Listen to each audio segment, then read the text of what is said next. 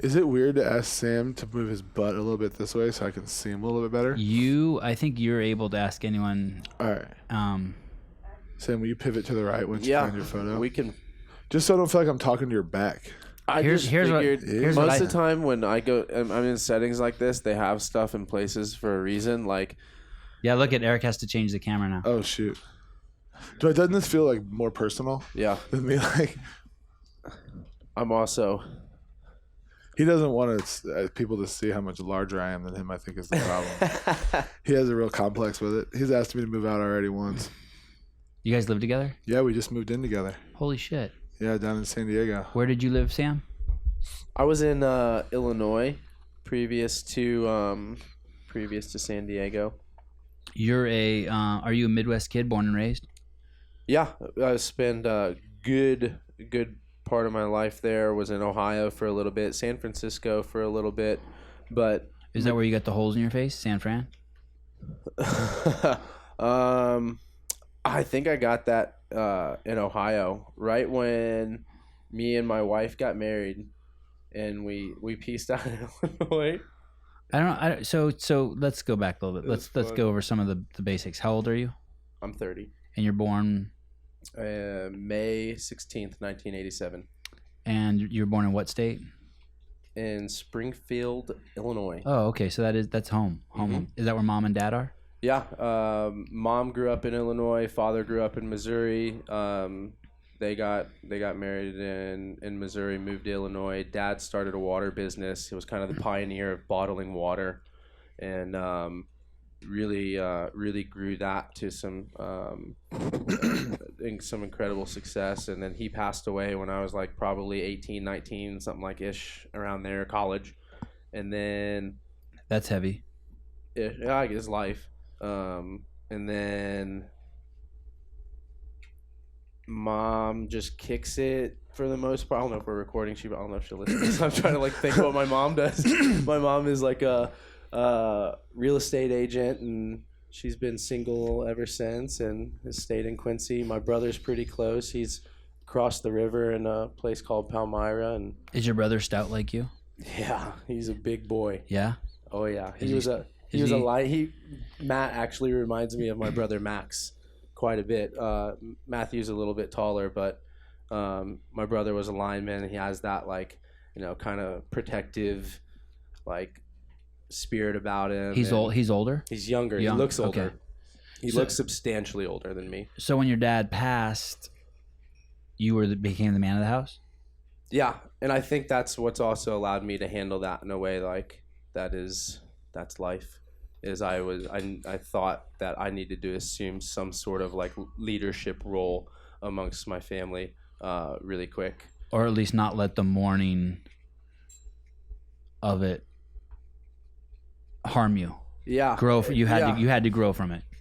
Separate, like just get away from that at some point in time. I definitely saw it was healthy for my family to go through some sort of processes that I didn't necessarily need to be able to get back in line with what allows you to progress through life in a healthy manner.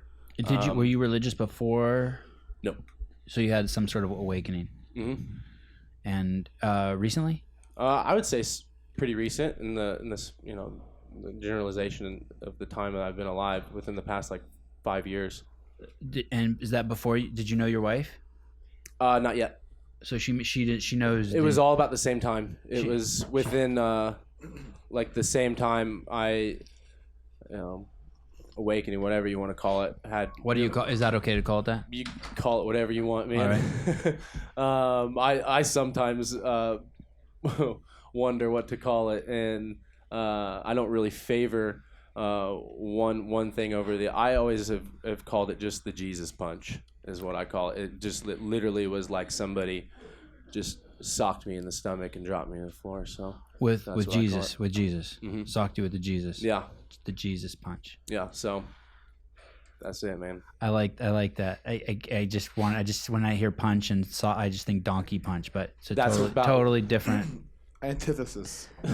Totally different. Just something from high school. Just I think of a donkey punch as like to the kidney. Okay. Well, it's something totally different from where I'm from. I'm from where you're from. It's a mythical event. I mean, I don't know if I want to know. You don't. I think I might just donkey punch like, myself. There was a whole group of them, like Dirty yeah. Sanchez, Donkey Punch. Yeah. There's like a whole. Dirty Sanchez. Rusty. Yeah, Rusty Pelican or something. Was it Rusty? Trombone, wasn't it? Trombone, Rusty yes. Trombone, Thank you. yes. Yes. We were over it. We went there. Jesus punched. And then how did you two gentlemen cross paths? Off. So Coffee. At the trail run, the most recent one, which would have been last year, this right? is last year. Yeah. I was out. My funny Sam story is that as I'm really getting into CrossFit and getting really excited about CrossFit, I hadn't really, I started understanding the games and the athletes and looking into following people on Instagram. And when I found his Instagram, it was only a few weeks before the games, and I'd never been to the games, never been to regionals, never been to any other event. So besides little local things I'd done, I saw his Instagram and his training volume on it and like his workouts, and I was like horrified even just at looking at him. I was like, that's who I want to train with. That's who I'm going to root for him to win the CrossFit games and get there. And what year was this? This is last year. Okay. And so I get there and I'm like, I'm rooting for Sam Dancer, and the guy sitting next to me is like, he's not in it. And I was like, well, I'm going to root for someone else then. And I was like, I turned on the Super Bowl and I'm like, I'm rooting for the Raiders. No. And I was like, well, crap. So, but I was really just energetically, I was like, that's someone who I'm going to meet and become friends with. And that's the way my life works. And it's crazy. And I heard he was working at the Paleo Meals tent, and I almost went and said hi to him, and I was like, no, that's going to be the wrong environment, and it'll just work out naturally on its own. So Why are you sponsored by Paleo Meals? I've worked with Nick for a while, yeah, and I took a Nick buddy of Massie? yeah, Nick Massie. Oh, that's the name of his company, Paleo Meals. I thought it was Ice Age Meals. Oh, Ice Yeah, Age. Paleo- Ice okay. Age Meals and Paleo Nick get kind of like Okay. married Right. together. Kind sometimes. of donkey punch. Yeah, together. Jesus punch. Jesus punch. And yeah, that was a whole nother experience, a story too, to talk about the games. It just I took a buddy of mine, James Foster, there, who has Down syndrome, and was just the time of our lives At the games. Yeah, so I'm glad I wasn't competing that year, or else I wouldn't have had that time. Matt Bickel's here. He was on a podcast. I don't know what number November. it was. yeah, I'm not sure the number is November, like right before Thanksgiving. And I discovered Matt through Greg Glassman and through Instagram. Greg also sent me some videos. You were over at his house in Hawaii, and you were doing some freakish shit on the assault bike and on the rower. And so we had you here, and you had told us your amazing story that continues to this day. Yes, sir. Amazing on all fronts. And Jordan Gravatt from CrossFit's media team made a video on you. We haven't published it yet, but the minute after I watched it, I sent you that text. Yeah. I'm like, oh my God, this is amazing. You're gonna love it. I can't wait to see it. We have Matthew Bischel here, who at Matt Bischel. He's a dear friend, runs CrossFit social media. Man, I got a yellow fever shot last week, and man, I have just been hard ever since. That's why I'm late right now, man. I was calling. It's been hitting me weird. We flew to LA yesterday, and we were and Sam Dancer's here. Pleasure. Doesn't need a lot of introduction. He's the Lindsay Valenzuela of CrossFit in the men's division. Ooh. What? That's good, right? No, it's not bad. Right? I like that. A game or two, but the fame of someone who's been to the games 5 times. Yeah, I don't expect anyone to know me, so it's Extraordinarily handsome, thank you. right? You look great in that chair, by I the way. appreciate all those things, guys. I'm grateful. Lean, mean, and big. And the most incredible human I've ever met in my life. Wow. No joke. Some And endorsement. he's met a lot of incredible people, so that I don't take that lightly. And the great talkative one, Eric Maciel, on the turn. On the turn. Sorry, I'm actually cutting away to my camera where I'm still out of frame. DJ Eric. On the turntable. So I was on the plane yesterday with Matt. We flew to LA. We flew back. And I told him, I said, hey, I'm going to go take a deuce in the bathroom. And that's what's one of the cool things about being small, because I can do that, Yeah. right? In the bathroom on the plane. So much fun for you. And so I went in there and I came out and I was like, hey, but it is still a fuck situation because one hand always has to be pushing your dick down, but you have to wipe. Gotta And wipe. so it's a whole, you know what I mean? You got to get the toilet paper. You're holding because you don't want your dick bumping any of that stuff. You need to in get there. bigger legs. So I can like rest my dick up on my thighs. I just use my leg as a wedge. It just keeps everything aimed. I like hands free. Don't even. I can use my legs as like two hands. And I don't want anyone to say this is a broadcast. These are just some gentlemen talking about some things. And Sam has his nails painted and he's pierced and he's representing. You know, it's not a broadcast. Just this is yeah. Eric will tell us what it's like having a vagina later. Yeah, Eric, we can edit that out. That was a broadcast thing to say. Finish your story about shitting. Now we're back to Oh, broadcast. I started getting uncomfortable. Anyway, so Matt told me I should hold my dick up instead of push it down. Okay. And that's like, I thought that was horrible advice. On the flight back, I went in and took another shit, and I went to hold my dick up. I'm like, no, I'm gonna hold my dick up. Like, I got put like one of those potato chip bag closers on it, and maybe you could just keep it up. Pinch it off. I mean, this is coming from a guy who's never gone number 2 on an airplane. Well, have you ever held your penis up while you're not on an airplane? But ever have you ever held your Much penis different. up while you're pooping? I mean, it's not. Yeah, I mean, it's just desperate times, desperate measures. I'll try things out. There was You better always, you better have extra pants and underwear around when you try that. I just reminded myself that I do not have to answer any of these questions. Not good. And I was That's good. I was answering some of them. You can do whatever you want in here. That's what Eric does. When some people have commented that it's inappropriate. Some of the questions we talk about, we ask, or the things we say, and we've had people in here who like you ask Josh Bridges, hey, tell me about your your relationships with women. He's like, I don't talk about that. Or ask Matt Fraser, hey, tell me about your trip down AA memory.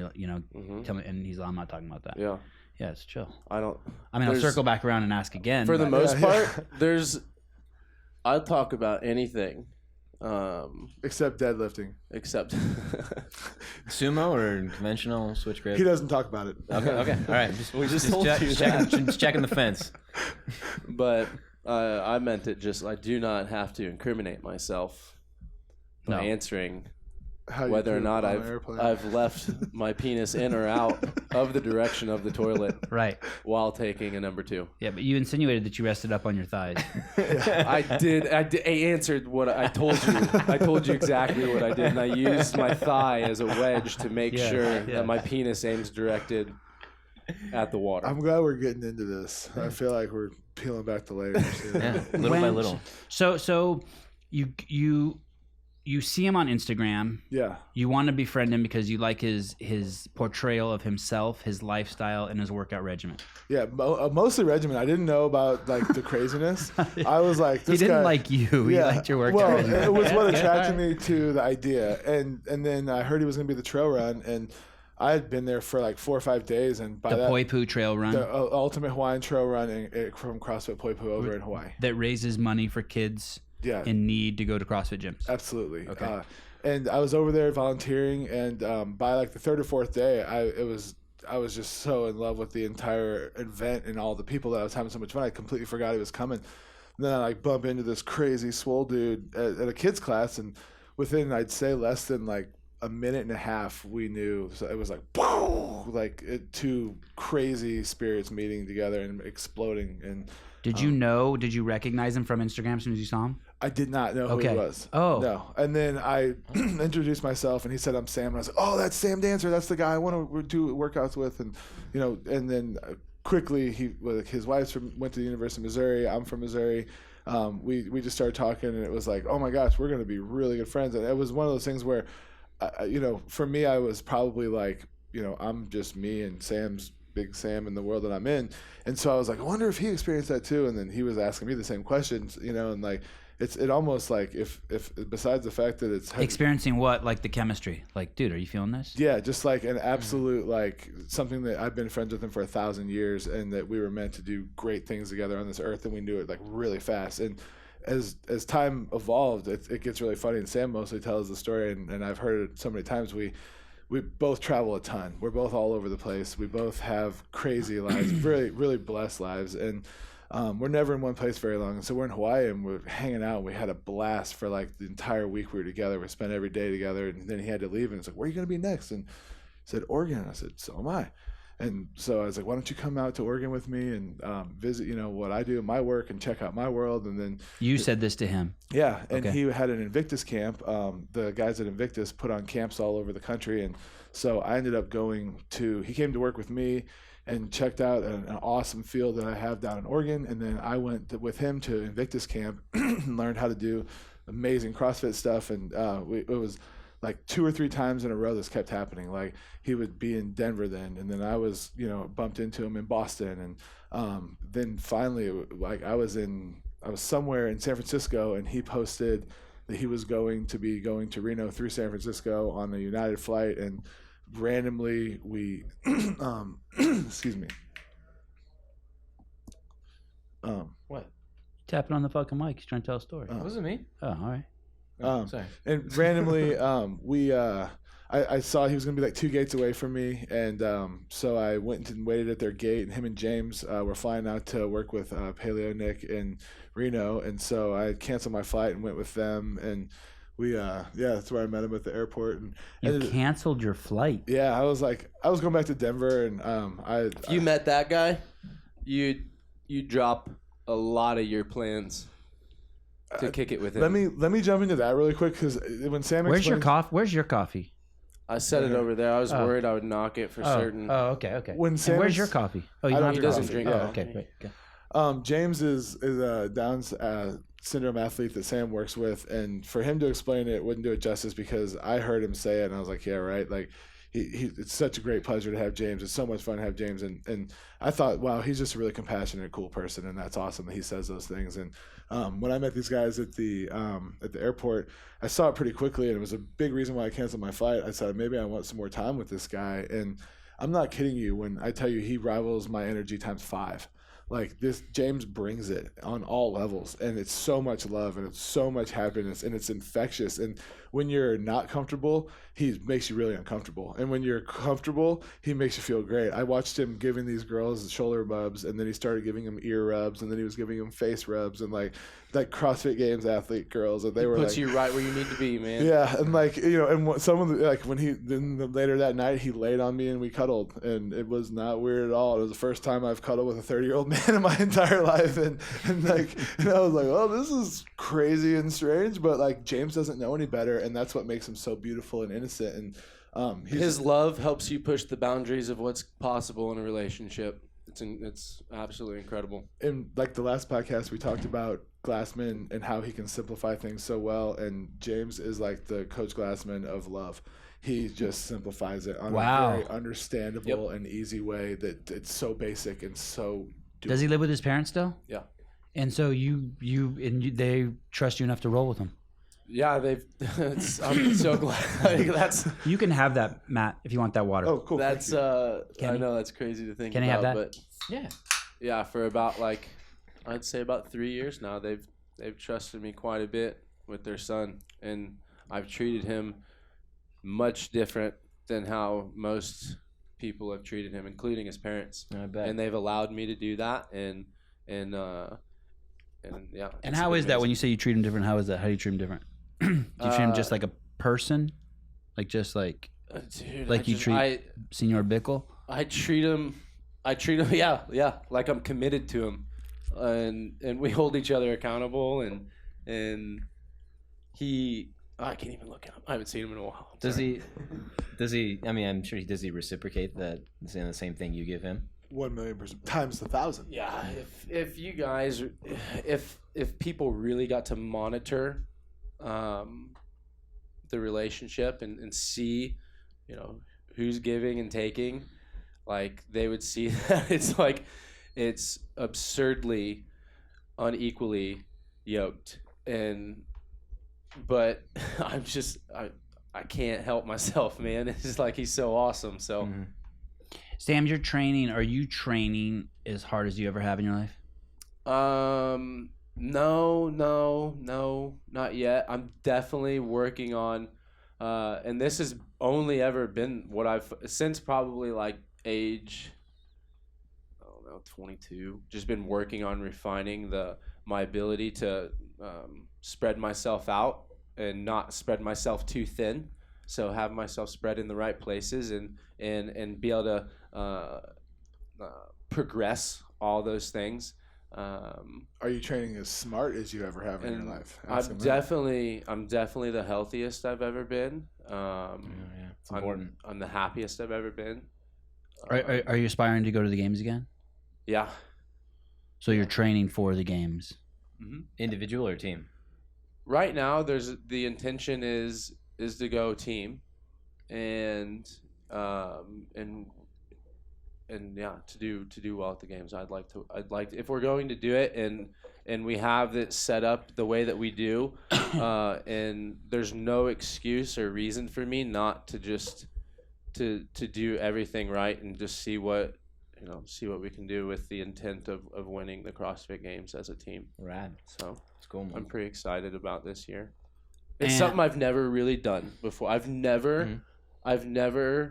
always been afraid of it, and I've never really dialed everything in and poured myself out into all those things. I've always reserved because I've been scared of what might happen. And with this, there's no way to lose. Like there's like what are you talking about? Sorry, you lost me. You in terms of just having everything dialed? My relationship I have with my wife, the relationship I have with Christ, and the relationship I have with fitness, and the relationships I have with myself, the we's and the us's, and the balance between all of that, and I plan on just emptying the tank this year, and into my wife and into my friends and into my fitness and into my own body and not hold back and reserve any of that and to vocalize it and to write it down and to chase after it. And your nutrition's good? Yeah, best it's ever been. I've never really done much with my nutrition before, and any time I have, it's been it hasn't been at the rate that it needs to be to support what I've done over the past few years. Yeah. How long have you been married? 5, something like that. Does she train with you? From time to time. Are you doing the same training? I am a variation of it though. I'm working out with the Invictus guys, and they gave me my own programming that's based on my weaknesses, and I do a lot of the men's individual stuff that they incorporate me into them so I can be a part of the workouts. But I also have a ton of strongman stuff like you saw me doing today that's different within barbell work. That's just... How does that work? You went into Invictus and you just plead to CJ like, hey, can I get? It's a lot of it's Sam. Is it pay to play or I would through imagine. introductions through Sam? Sam took me to the camp, and then Was that weird? He's giving me a lot of credit. Is that right weird now? to just bring a stranger to the camp? Because I think I have enough respect and I've worked with CJ and the Invictus staff for like about 3 years now, and I think I have enough respect from them that they would trust that I wouldn't bring a stranger into camp without it bringing some sort of value and reciprocating back to them. So gotcha. How much is the camp? I think they're pretty pricey, man. They're probably somewhere between $600 and $1,000. So I think that's expensive. I think that people have to work hard. A lot of people have to work hard to be able to. I see the people that go there, and I love knowing that, and I can tell that they worked hard to make something like this happen, because it's more than just that ticket, right? It's your flight there. It's your how many days hotel. It's 3 days, 2 nights. All right. But going and training at the gym is I'm pinching myself. Like these are the guys. But what I'm getting at is he created all that himself, dude. I didn't go in holding his hand and be like, "Hey everybody, this is my friend Matt. Make sure you're really nice to him. You respect him. Like whatever Matt has, he has created. Like he has earned it and has done it on his own. I believe that 100%. I think ripping the arm off the assault bike at the camp at Invictus at least made it some like, attention. Oh, is that the second time you've done that? No, it was the first. Oh, okay. We talked about that last time, right? Yeah, I didn't realize that happened there. Will you walk through and tell me who these guys are on this picture that we're looking at? This is the Invictus camp? Yep. 3 days? No. This is the trainings crew from daily at the gym. Okay. This has nothing to do with the camp. These are their in-house athletes. Holy shit. Because I see a couple guys there that I recognize. I see Fisher and Rasmus. Yep. That's no joke. Nunu's been to a bunch of games. Hunter's been to 4 games. Holden went as an individual last year. Wait, show me Holden. Holden right here. Oh, yep.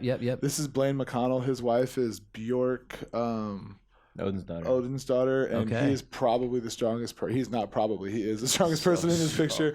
This is Tino. Tino is the programs for all the athletes. He writes me my programming. He's been to regionals or the games with it on Invictus team before. Insanely strong guy. I don't know either of these guys' names, and they're going to hate me for that. They're both total savages. This is Bryce. He went to the games 2 years ago. Oh, yeah, okay. I recognize Bryce. And then this guy's Slam Dancer, we call him. Dancer. I like the way you say his name. Dancer? Yeah, the French. It goes with the nail polish, I think, the way you say it. Yeah. Hunter and Sam finished second in the games how many years ago? 2014. Wait, who finished second in the games? These two guys on the team. And they lost to Invictus, ironically, which is really funny. And now they're both at Invictus. So, and this is the guys. There's more girls there than guys when we're training. I mean, they're just total savages. Like the environment is unreal, and I'm honored to be there. But I'm also like my fitness is progressing like insanely in the environment that I'm in right now. How are your injuries? I have to get shoulder surgery, which we kind of knew was coming, but I've had labrum tears since before I started CrossFit, so it just had to do with being obese and skiing and pushing with the pole at 450 pounds, with no lat and no traps. So we finally got an MRI, and it's torn from like 6 p.m. to 2 a.m. all the way around.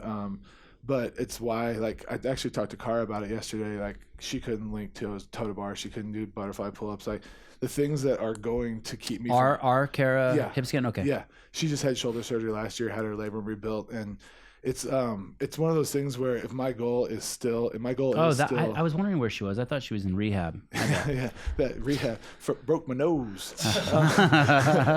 Right. But I gotta stop telling people she was in rehab. Yeah. I mean, you can just say that it was a 5.5. Sam, you've used your big ass thighs to catch that phone twice. I've watched. Successfully, too. Yes, like a wedge. I got rid of it, so it never happened. So savages, your shoulder, but you're still training like an animal. Yeah. So the goal is to go to the games, and without a repaired labrum, I'm not going to go to the games. I won't ever be able to do the gymnastic stuff, and so the plan is to get through this year, get through the summer, and get to the fall, and then get as strong as humanly possible, so that when I do get surgery, the recovery is the easiest, and get it knocked out in the fall and be ready for next season. And it's kind of always been my goal board at home. If I had a photo of it, it's a 3-year plan to get to the games. And will you be the biggest guy who's ever been to the CrossFit Games if you go? Absolutely.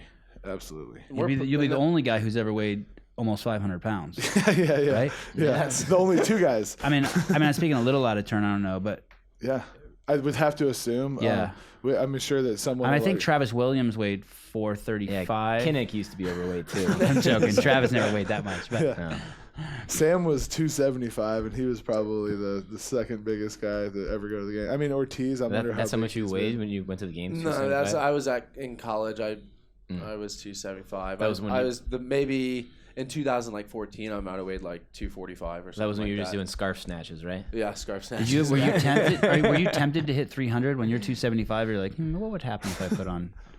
I've definitely contemplated I've been able to manipulate my weight so easily with very little effort over the years, and I've always kind of wondered what could I do? Yeah. And how big can I get, and how well can I, restore myself back to what I think I'm kind of meant to be at. And this is like the first time I've ever really hung out around near what I think my You look amazing. I feel You do really, look really good. good. I saw I was man. watching the gym today. You fucking look lean and mean. We've been eating so well, and we're so great for each other, man. Because all we're focused on right now is just the feel, and we want to feel good, and we know that if we are feeling good and we are healthy, like There's problems. everything else is gonna take care. Yeah, there's Right. problems. Everything else is Yeah. gonna take care of itself. Two things. I want to hear the story about how you guys ended up moving in together finally. But before we go there, Matt works in the fields, The fields, the indoor fields, in the the outdoor cultivation fields. industry. Yeah. Yes, he's a cultivation consultant. a farmer on the highest level, a world-renowned farmer. When you what did you see when you went to Oregon? What did he show you? Gosh, dude. Do you know anything it's- about marijuana? Yeah. Yeah. Not at where I'm from. You can imagine Illinois, right? I've grown up around the plant, and I wasn't unfamiliar with it. Educated about it. I don't know that you could say that. Did you ever smoke weed? Yes. Okay. I think my first time consuming to any degree was in like 7th grade, maybe. Okay. Um, Did you start that early? No, I think maybe when I was like 16. Do you still smoke weed? No, I did. Although I started messing around with CBD oil ever since when you came out here last. Nice. Yeah. Okay, sorry. But yeah, okay. it was- so from an early age, from when you were a young man, prepubescent. prepubescent, that lasted a long time, dude. That was up till like 20, 21, man. I was So you smoked weed before your testicles? a lot of and- things. Yeah, Before okay. a lot of things, Okay. yes, sir. Okay. And I think smoking weed inhibits people from getting laid. Like if you smoke weed before you get laid, interesting. because what it does to your personality, maybe. Makes you too calm. You're not aggressive. Yeah. Fortunate for me, I've never really had a very Are you a I don't virgin? think abusive person. I'm not a virgin. Abusive personality or character. So I don't think that I ever had any big swings or in my essence, in my character, because of any use of that. And honestly, throughout my like high school and college career, because of that, it kept me away from a lot of other things that were far worse. Now I know, I didn't really know that at the time, but looking back at it now and what I know now about and I've experienced with maybe alcohol or pharmaceuticals or whatnot, and what the use of that type of stuff does to people, and the things that can happen as a result of use from that stuff. And looking back at it, I'm pretty. You dodged a bullet. I think so, at least. I didn't drink till I was 22. Had no real desire or interest, or at least 20. I'm sure I went out when I was 21, but like alcohol was not of any interest to me. And Matt, you don't drink at all. Nope. No. He said his essence, and I thought of what you said yesterday. Matt described like that essence that a human being's hum. Yeah. Their Vibration. hum. Yeah. Yeah, your hum. Do you remember how you used it? Yeah. It was so good. I'd never heard it, but something- it hit me it was like good. something to do with your hum. Like Yeah. I wouldn't describe that as your hum. I think that's how I said it. Yeah, your hum. You guys got a good hum. You But guys, I think your you guys- essence, your essence, like and whatnot. you guys have similar hums. Yeah, we do. You guys Absolutely. totally do. You guys, Vibrationally. you guys are humming. And but back to this, and I want to get to this field, this farm that his one of his grows, his outdoor grows, in Oregon. I have a lot of space in my phone for photos, so I have to be really selective with what I decide to keep in it, and those are just photos that I love showing people. It's something that I feel like could automatically change a lot of people's perspective and view, and start to see. It was really one of the most beautiful things I've ever seen, and just the organization of it all, the professionalism of it all, and the care and the love that I saw all these workers having for. Was this during harvest? No, it was Right before, It was couple about a weeks. month before harvest. How were the plants tall? Yeah, they were taller than us. Okay. Yeah. And did it stink? It like in a good way? Wasn't, Was it potent? It wasn't. super crazy or anything. I could. There wasn't like wind blowing through the field, or it wasn't that time of night where they start doing their It hadn't thing. quite gotten. So they hadn't produced trichomes yet. They were Okay. producing trichomes, but they Okay. hadn't gotten really resiny. I went back like a month later and got my mind blown. And pretty cool story for me for this. I've been growing marijuana indoor and outdoor my whole life, and have always done everything I could to manipulate the plant to grow better, be it that I make better environmental conditions in my indoor grows, I buy a stronger light or a bigger light. Everything I do is to try and recreate what God does really well.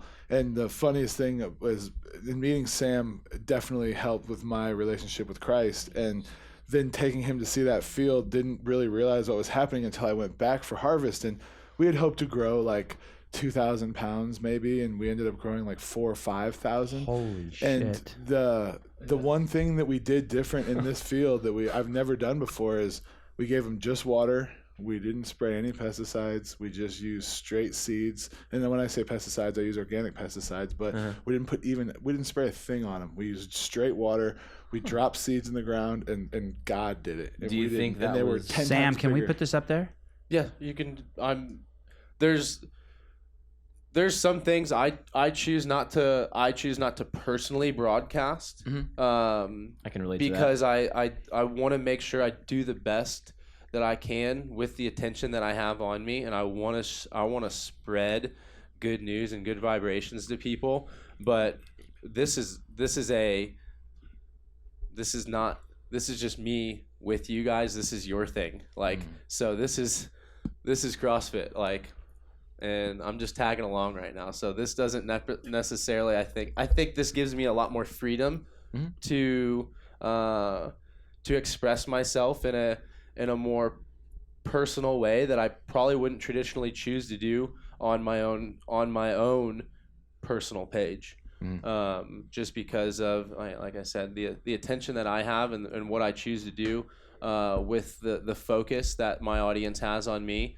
I don't think You don't want them being distracted or judging you in a way that would stop you from being able to convey the message you really want to convey. I think there's more tactful ways for me to be able to address something like this about this topic. And I know people didn't, well, I guess you kind of film, so when I say a topic like this, I'm talking, about marijuana. And then I say addressing it like this, being able to address it in here on this podcast is a much more tactful way to be able to do that than just using my own personal page. Does that make sense? Yeah.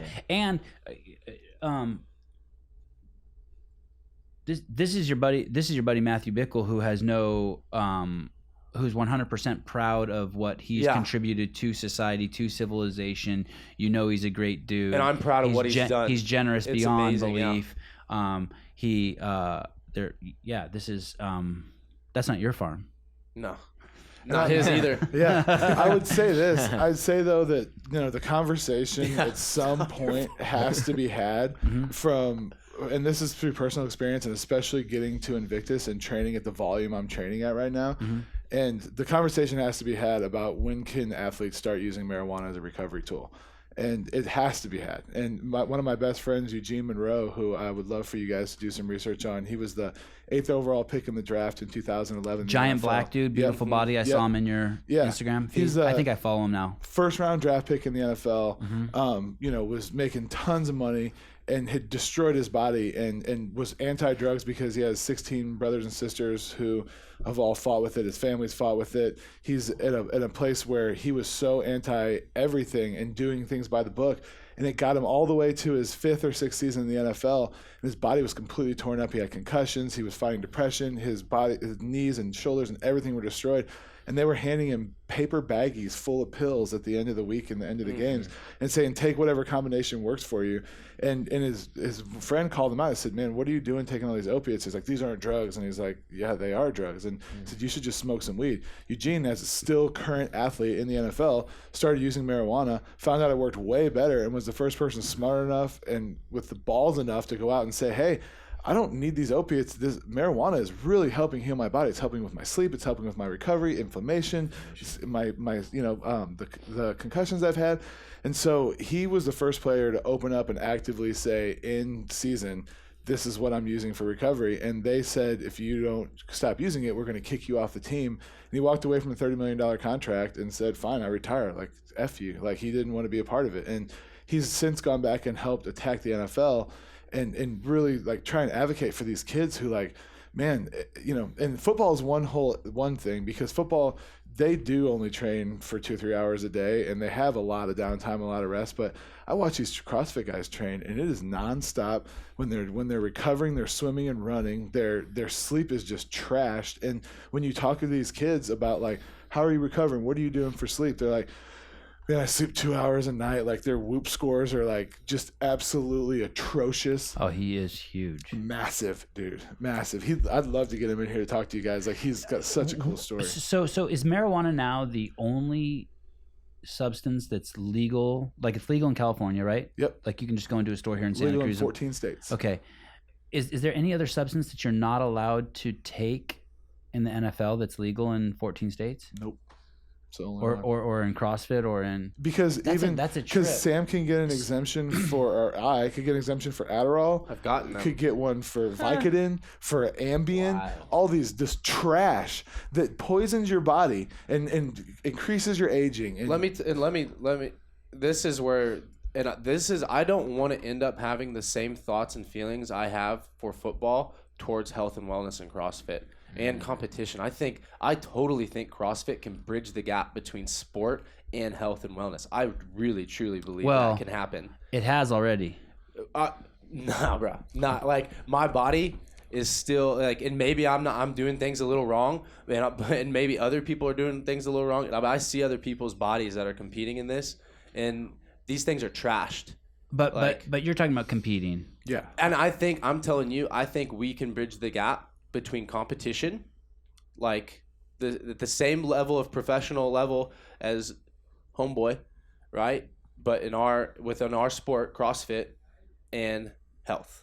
Okay. That ain't gonna happen in football. Right. I think we can do that in our sport. Oh, I see what you're saying. You know what I'm saying? I see what you're saying. I really think it can be done. You're But saying listen to if this. there's- So check this. I'm Okay. sorry to No, interrupt. go ahead. No, I just go want ahead. to tell you an Yep. experience of mine. He at does the it all the games. time. He interrupts all the time. Oh. So feel free. All right. I am going to interrupt you, but I apologize for that. At the games in 2016, and I'm just going to give you a for instance, and I don't know this necessarily for fact, but over the course of those days of competing, I consumed a number of Vicodin that I am not proud or even super comfortable even admitting. And You had a stress fracture, right? yeah. Okay. And Broken well, leg. one, just so if there's any clarification. Sorry, that- broken leg. that Sorry. did- that I'm did no not- doctor. That didn't happen. Just so that did not happen at the CrossFit Games. You showed up there with a busted up. Yeah. Okay. I think that a lot of people think like maybe this or that. Like I showed up there with that. So, and I also showed up with a lot of pain pills. and And you got an exemption. And I did. I've just so we know too. I follow the rules with TUEs. I follow the rules with with in competition, drug standard, everything. I believe in that. I was raised that way, and it's important to me. So get to CrossFit Games. I have my therapeutic exemption, and the amount of drugs that I had to take to be able to and I'm a fairly tough guy too, and on top of this stuff, and like like that box jump event or something like that, and I was literally out there I probably took this. I feel more comfortable telling you this number than the total amount. Would take maybe upwards of 8 to 15 before an event, and I just chew them up and swallow it. And then I would go try to. Are you shitting me? I would let those set in, and then I would go try to I tried to warm up on a blue plate, like a 2-inch blue plate. That's what I warmed for that event. That's what I practiced on, and I couldn't do any more, and that was after tugging that many, and getting to the point where like, this is the tennis stadium, bro. One of the most electrifying places you could ever be in my position, you know, as a CrossFit Games athlete, and I'm falling asleep against like the stadium and like getting shook by people and being like, hey, dancer, you gotta go. And I'm like, what? Just from the narcotics. Yeah. And then as soon as the events were over, usually I would end up in like some sort of like cold, shaky, usually vomiting. Body just expelling. Can't you stop your heart from taking too many Vicodin? I don't know. My body probably knew what was up, and that's probably why I was like it wasn't. I wasn't throwing up because I was of exertion. Like I could barely exert. Like everyone was so sore after the games. I was not very sore, like because I couldn't do anything. My intensity levels were so low. And yeah, my body was it had to be so. The only way it could do that was to be so suppressed and depressed like that with those drugs. But I think I don't know this for fact because I wasn't able to do it. But a lot of that could have, you know, a lot of that opiate use, or it could have been greatly maybe totally removed with some holistic and or medicinal use of marijuana. Are CBD's oils affecting you at all? I think I had a really low dosage. I would take it before I went to sleep, and I can't say I really noticed a lot with inflammation, but it wasn't a very prolonged amount of time. I ran out of it, and my wife's got the card. Although I guess I can buy it now. You didn't have dreams with Cheech and Chong? No, but I did notice I slept better.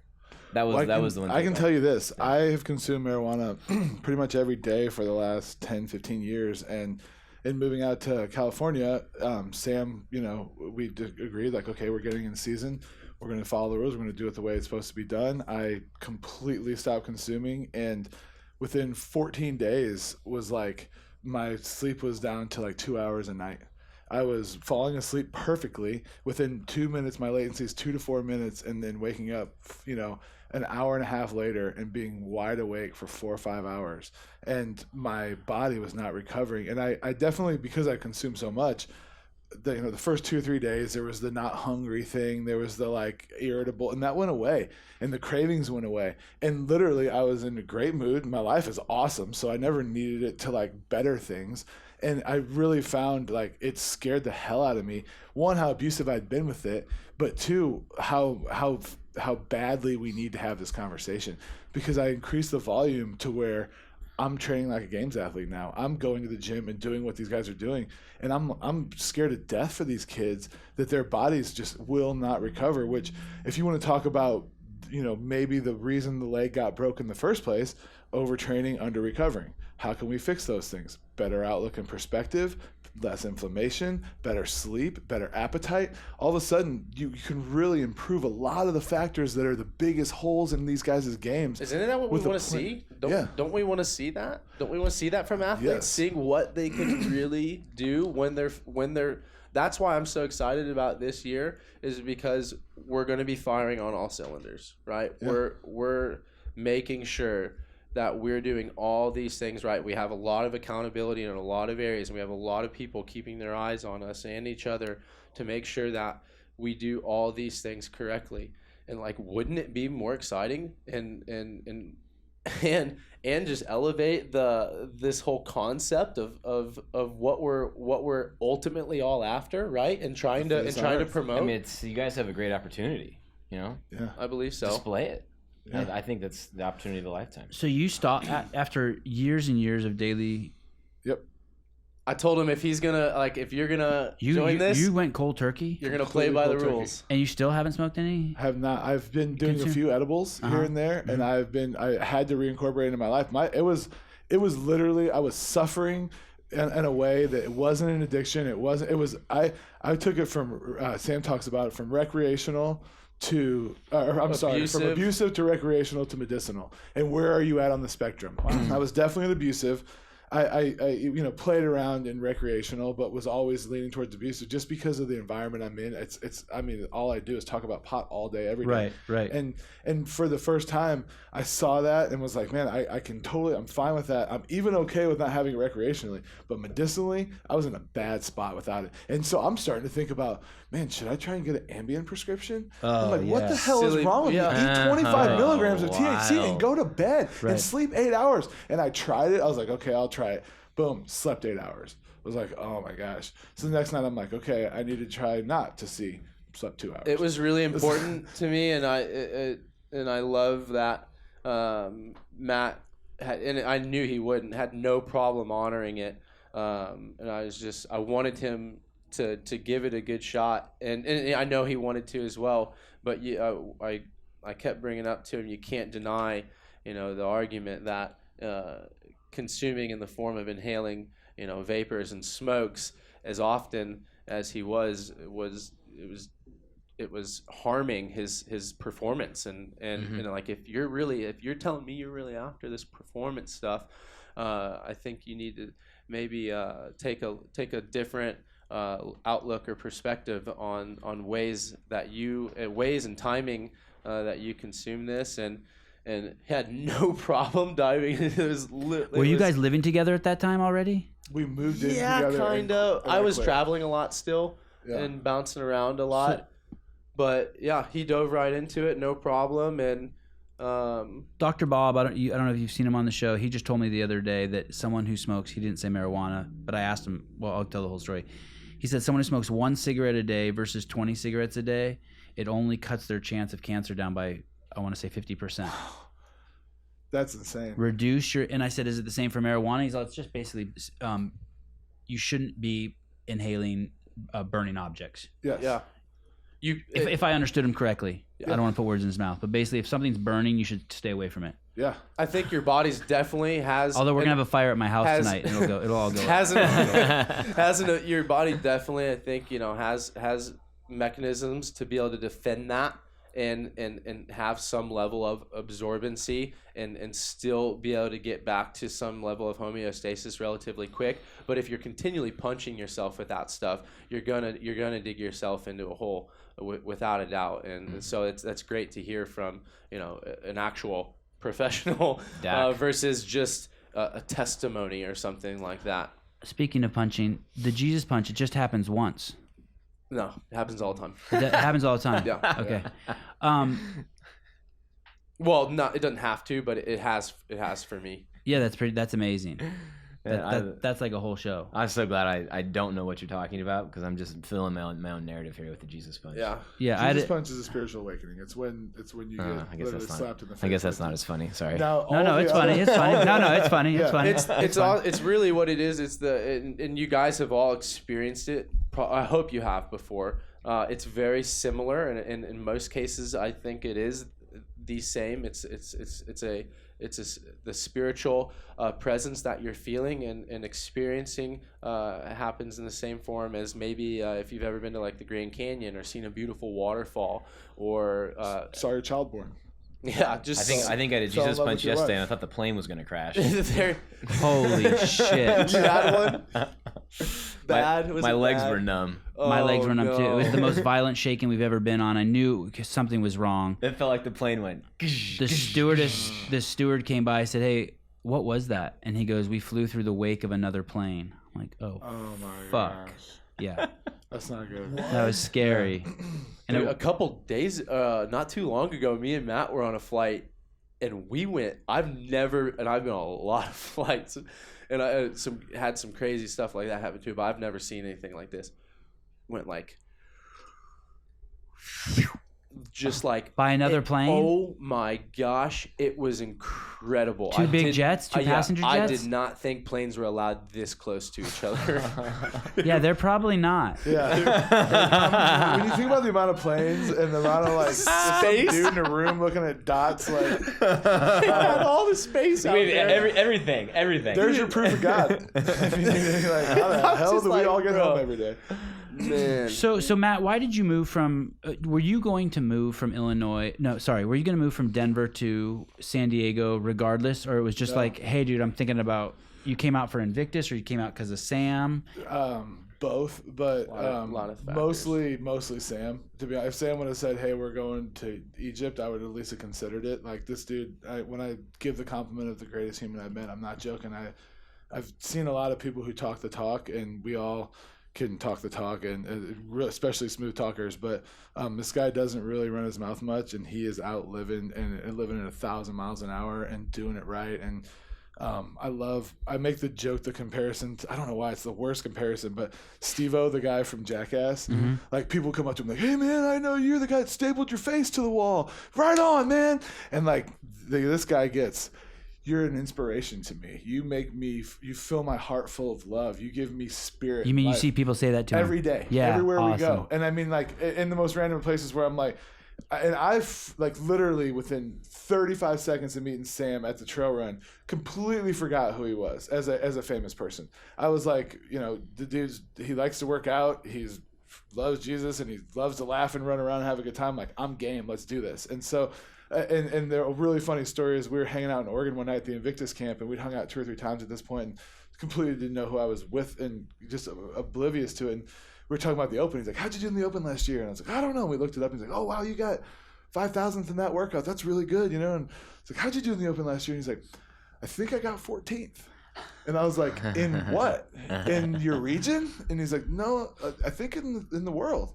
And I looked it up, and I was like, "Oh, oh my gosh!" I just forgot who I was sitting with, and I quickly have forgot about that, but also quickly now have thought about it and think about it often, and how the ways that we can change the world, and also the value I see in myself, the fact that he sees value in me, and I think that it's part of the Invictus thing is like you said as it pays you play. I've tried to pay these guys like 5 times. They like Tino is just like puts me out programming like he put Sam Dancer out programming, and it's on my spreadsheet on my phone, and they just love that I will go in there and kill myself for them every day, and Sam sees this light in me that I always knew was real, but when someone like Sam sees it, you're like, it's real good confirmation. Yeah.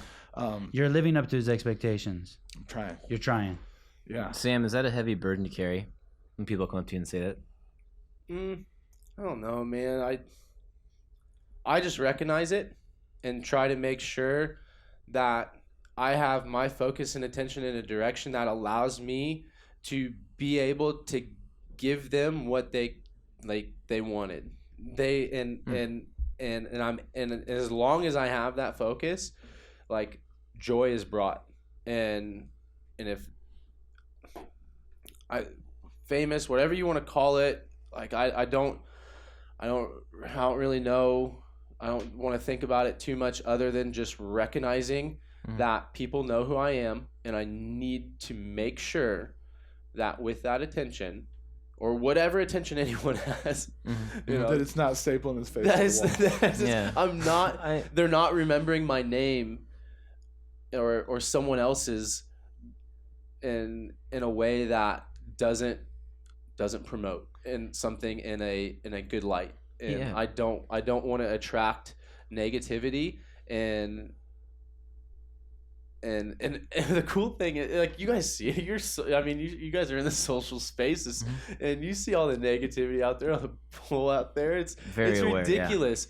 Yeah. And the stuff that I've gotten to do with you guys, some of the stuff that we've gotten to publish together and put out together, you've seen the responses, right? It's unlike a lot of responses you get to like what you typically see being presented to people. People are and the people you wouldn't expect too. They're like people are getting slapped in the face with love, and they're just like, "I love that. That was great." and people, like, you see bringing people together, right? You see it in the comments, and why not? Like, why not do that? So when Matt asks you, do you feel the pressure? Nah, I don't. Maybe it might. I'm sure it at some form maybe gets to me at times, and I might crack, and it's just recognizing things is the most difficult part, like of a lot of stuff, and so the fact that I'm even able to recognize that is, that is real, and that I have that there even could be a burden, or there could be people that have their attention on me, I think is a really big step. And you want people to feel your hum. I do, man. You want to share your hum, and hopefully I just want people to feel what I feel. Right. I get that. Reckless with I love. think that's dope. I think it's dope too. Yeah. And we're doing it, man. And you guys have helped me with it over the past like 4 or 5 years.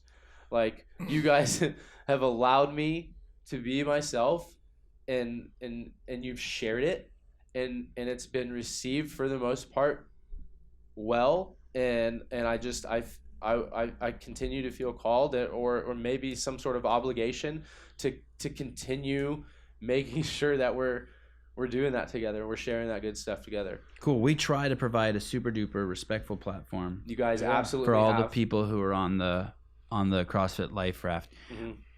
I want to get to San Diego. Okay. Well, one quick question. Yeah. Hold San Diego thought.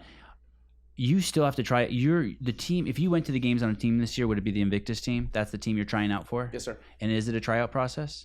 Yeah. It's not guaranteed. You're going against those animals that we saw in the photo? Well, there's a couple teams, right? There's a lot. There's a lot of. But you're going to be on there'll be an A team. Yeah. The team with the best women and the best dudes. Mm-hmm. Absolutely. Yeah. A team, B team, 1 team, 2 team, black team, green team, whatever. Okay. Why's it got to be green, man? Are you going to make it on the best team? You can laugh. You didn't poop your pants, did you? No, I was thinking of some of this. No, we're allowed. That's why you have, intimate personal relationships with people, so you can share some of these things. But we had a lot of names for it that we were coming up with at the crib, but I plan to participate and work at a rate that's going to allow me to 100% fulfill what's already been written. And that's to be on Invictus's premier team. Yeah. Okay. And okay. We'll come back. And if I don't make that team, Mm-hmm. then I'll go individual, and then we'll write some other stuff, and then it'll be some stuff will get written over there too. Cool. I love it. Options. Yeah. Big fan. You really took 14th in the Open last year worldwide? I think so. Isn't that wild? Fucking insane. Unreal. How many people? I mean, there's especially when you look at him, he's not an open-looking guy. Right. You know what I mean? Although you are really lean and mean looking. When I saw you I don't in the gym normally today, look like this though. no, Yeah. I mean, you look like a fucking model. I don't look like that normally, man. 14. Is it? Yeah. Damn. Bro. Ooh, 169th in the world on 17.2 though. I'm kidding. Is that? I can't see those I'm scores. You could have told me that's a really good score. I'd be like, it's a phenomenal score. Yeah, that is nuts. Out of 387,000 people, you're 14. Look at that. 1044 on 17-1. That hurt. I had bronchitis I had the flu the second week and bronchitis the first week. Okay, San Diego. Yeah.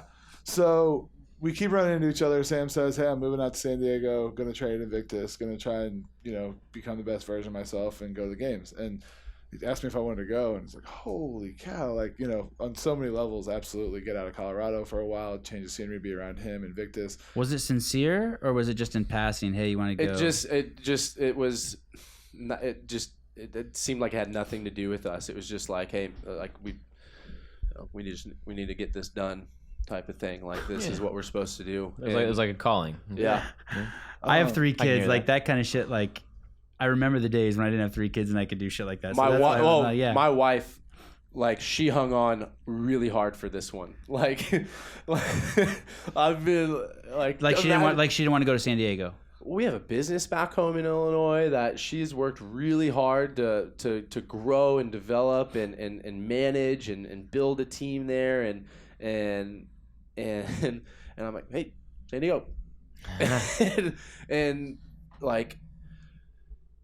she's a ride or die chick, man. The fact that she rides everywhere with me blows. She finished 52nd in the world in the Open last year. Wow. She's savage. Cool. savage. I had no idea she was like that. She's an amazing woman, man. Yeah, I remember watching her. I remember watching her at regionals. She's one of the greatest beast, female dude. soccer players of all time too, which is it blows me away that it's never like no one's ever like really. I bring it up all the time, but I almost find it kind of fascinating that no one ever wants to like hear more about that. Because I even ask her, I want to tell me like, what did you do? Yeah, because I didn't know her for we that got stuff. we got. Did she had knee surgery? Bunch of them. Yeah, Yeah. that's like just comes with it. She right? has 3 or 4, and that was a big. Like I think she would have maybe be a more worldly recognized professional soccer player if for some of those injuries, but she still had a tremendous career. She got some amazing awards. She was like Citizen of the Year in Sweden, which is the same award that Mother Teresa and Nelson Mandela got. No shit. She's like MVP of the league, lead scorer of the leagues, and these are all in Premier Leagues and. Like that's send good us company. They still Nelson send us Mandela, hey, Mother 5 years. Teresa. 5 years she's been out, man. They still send us like newspaper articles that she's in. Wow. She's I have awesome no too. idea. Was China Cho a soccer player? I'm not sure. Is that what her And Jenny and China get along really well, so that might make be the sense. connection? Okay, sorry. No So the worries. house. So he says, "You want to come to San Diego with me?" Yeah, so I'm like go out to Hawaii to hang out with Huffy and spend all Christmas and fly home on a red eye, and Sam and Jen are waiting at my house. We jump in a car, we drive out to San Diego. No place, no nothing. Find a place. Like the stars completely aligned for us. We got a house on Coronado Island. And something that's been in a vision of mine for years and years with all the success I've had in my health and weight loss, that I never was able to like find the total final motivation to pull it all off, was that I've always wanted to do a health and fitness retreat. I've always wanted to be able to take someone into the world that I got brought into and like comb you through all the BS that leads up to. I mean, I've spent hundreds of thousands of dollars on treatments that didn't work, on supplements that didn't heal me, on things that, like pieces of equipment that ended up being trash. And Thigh Master. Yeah, totally. I think it worked though. That worked. You and Sam both used the Thigh Master. Yeah, totally. 2,000 a day. That's the trick. But I as I got out there, we started like utilizing all the resources that we've been able. Sam's obviously way more hooked up in the fitness world than me, but I felt an ability to be able to help too. And with the Salt White guys, Roger from Assault is he's in San Diego, and he's become a fan and a friend since I ripped the arm off his bike. And That pickup. If you go, there's a shot of our backyard. Is that San Diego right there where you're in the? There's our this is the beach. This is that's our piece of backyard. it, but I mean we have two air bikes, those 2 runners, all the C2 equipment. We have a full rack, full weights, rings, weights, and the place. Like I said, there's no excuses. Like we have everything set up, everything in place this year, to make sure that we do this in a way that it's already been written, and to go like what do you go ahead and get back into the whole. Basically, Do you always wear a banana hammock? Yeah, That's your for now I do. Yeah. That's your beach gear. Mhm. It's not a joke. It's not for fun. No. You just that's how you It's rock. kind of like the like the James thing. If I say like James my best friend, like people are, oh that's so sweet. Like no, that dude's my best friend. Right. And the speed I honestly embraced feel most comfortable, and I ran a marathon in a Speedo. I ran the trail run in a Speedo. What happens when you get hard in that? Where does it go? You don't. I feel you like don't. I'm pretty good at No. directing my focus. I'm not like I used to be one of those people who like I have a tough time focusing, but I've learned that is so ridiculously untrue, and that's just a bunch of crap that we get fed. But we're totally in control of what we focus our attention on. And if I think about getting an erection, I'm sure I could get one in that Speedo, but I've decided against it since wearing it. Maturity.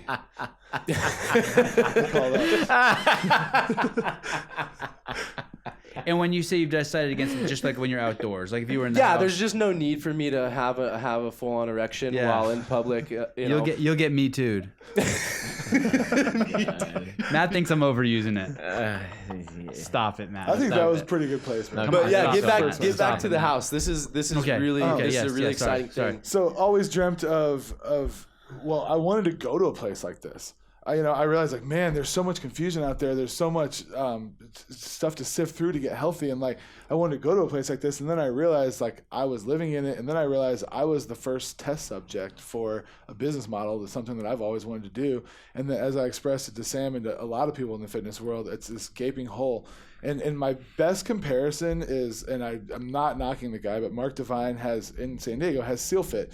And you guys could all sign up and pay $5,000 a week to go out to Encinitas, I believe it is, and get sand rubbed in your face and kicked in the stomach. We did a piece on it. Oh, you did? Was that Very Captain in-depth CrossFit? piece. You should see yeah. it. Yeah, I want to check it out. Yeah, whole Seal Fit thing. And I like, ironically, I'm psycho enough to want to go do something like that. But then I also realized like, you can't like take that back home and use that over and over and over every day. And that's not going to ultimately, you're going to learn a lot of things. There'll be moments, quick, but it's not like a holistic approach to health and fitness. And that's something that I've really settled into. Even since the last time I saw you guys, I've settled into a more holistic approach in my fitness. And it doesn't always have to be a 17-minute AMRAP where you beat everybody, by 60 reps and there's blood coming out of your mouth when you're done. Like, it can be getting fit and living life and having nutrition in your life and things that I obviously have always done and done decently enough to get to where I want to go, but also would have never evolved any further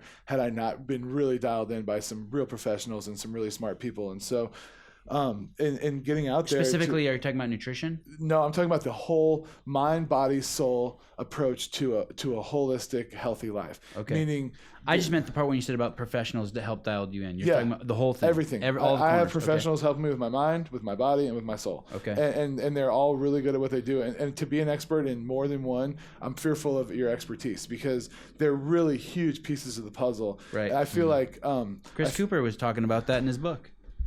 Let people who are experts be experts. I exploit strengths and hide weaknesses. Yep. It's how I've had success in the cannabis industry is if you come to me and say, hey, I want to start a dispensary, I'm like, man, even though you want to pay me $2 million, I don't know how to do that. And I am not going to dilute my expertise by becoming an expert in something due to a lucrative market I'm in. Right. And so I've always stayed my expertise at what I'm an expert in. And with health and fitness, I've reached out to every expert there is and literally been able to slowly climb the ladder to be where like I'm around people who I can't be out motivated by these guys. I can't be out fitness by these guys.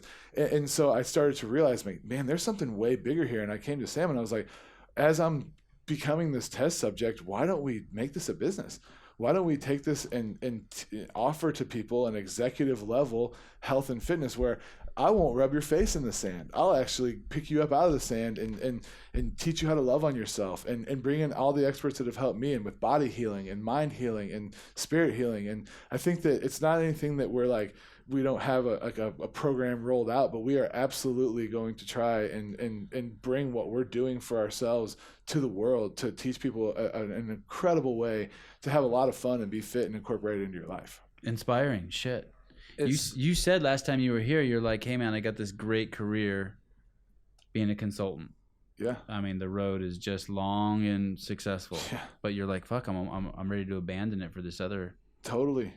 It's crazy, and you're doing it. And the cool thing is, my cannabis career, I'm finally not diluting myself even to the point that I was by trying to have my hands on so many things, hired a bunch of experts, and it's thriving better than ever. Like my clients are finally like, you finally moved out of Colorado and are doing something with, Thanks for the shirt, by the way. Oh, you're welcome, man. I'm glad you got it. You got a Bickle consultant shirt? It's one of my, I love, it's like my kind of my travel shirt. It's awesome. a fun one. But yeah, man. So, I think it's something that we've both expressed interest in, one, wanting to heal other people, and two, doing it with a lot of fun and love. And we align totally on that. And we think that it can actually allow for potentially one in Colorado, one in Kauai, one in San Diego, and have really cool places around the country to, one, be able to heal people, and two, enjoy life and have fun doing it. And so something we're really. You think San Diego is going to be your new home? Yeah, I do. Yeah. Yeah. I'm having a real hard time shaking the love over there. And you're on an amazing island, right? Coronado. Unbelievable. And that's specifically when if I was living in Ocean Beach right now, I'd be like, I could probably see myself. But I'm like lost over there. At 9:00, it shuts down. It's quiet. You sleep well. I forget how quiet it is. I lived in downtown Denver for years, and you're still right in the mix. We're 7 minutes from the gym, 7 minutes from downtown. 5-hour flight to Kauai. 5-hour flight. Yeah. $500 flight to Kauai. Yeah. I was like, what? Like, we're going out Jeez. for the grand opening of their Kakaha gym, which we'll be talking about here, I'm sure, soon. So, Wow. yeah. That's happening. Yeah, man. Exciting stuff. That's man. amazing. Yeah, we're so stoked. Well, I can't wait for you to get to hear about all that's happening. I can't wait for you to get your kids out there and in that kids program and come out for the trail run and just crush it with us. My kids have still never even been on a plane. Actually, the oldest one has. Oh, okay. One trip to Kauai. Oh, nice. Smart. Awesome. I think we got a lot here. I think we've said a lot. I think this is a good place to wrap up. Let that soak in. Yeah. Yep. You guys we're gonna have a nice barbecue tonight. Yeah. You guys be around tomorrow? Yeah. Yes, sir. We'll get back at it. Awesome, man. Should I confess my love for Brooke Wells or should I just keep it cool? Really? Yeah. Not really. I mean, who isn't? Who isn't Right. infatuated? Do you? I'm in love too. I would like to leave on this note. It was something I wanted to ask you about. Like, Yeah. like you're so. This is going to come across wrong because there's a lot of people who are really, really focused on themselves, but you are really focused on yourself. But it's in a growth way. Yes, sir. It's not in a. You're not self-absorbed. I don't get self-absorbed from you. I try my hardest to fight it off. But we never talked about your like. We know you used to be married. Yeah. We know you still have a good relationship with your ex-wife. Yep. But we don't know what's going on. I never sense any energy from coming off of you that you're cultivating new female relationships. So I am in a race to see how many beautiful, amazing women I can become friends with and spiritually connect with, and I am saving myself for an absolute queen that when I meet her, she'll be really, really lucky that I waited, and I'll be really, really lucky that she waited. And that's where I truly feel, and I honestly feel that I'm improving the version of me every day at a rate that I don't want to settle. I don't want to date some random girls for a while. I feel like that's something that is so far behind me right now, and I'm focused on greatness and a kingdom, and not just God's kingdom and the kingdom that I can give someone on this earth with God. And it's something that when the right woman comes around, we'll both be very thankful that I'm taking this approach. How old are you? 37. I'm not getting any younger. Oh. And I want crazy kids running around like you. You have I want your plenty of story. time. You have plenty of time. Yeah. You have plenty of time. Thank you, my friend. Especially with someone like Brooke Wells. No kidding. Yeah. No kidding. Just now she knows, I think that. it's out I mean, there. I think it would be a good. There's clarity there. Yeah, There's certain yeah. now. I think Yeah. it would Check be. yes or no. I think it would be a good offspring. Oh, thank Look you. at Cody Mooney. Cody.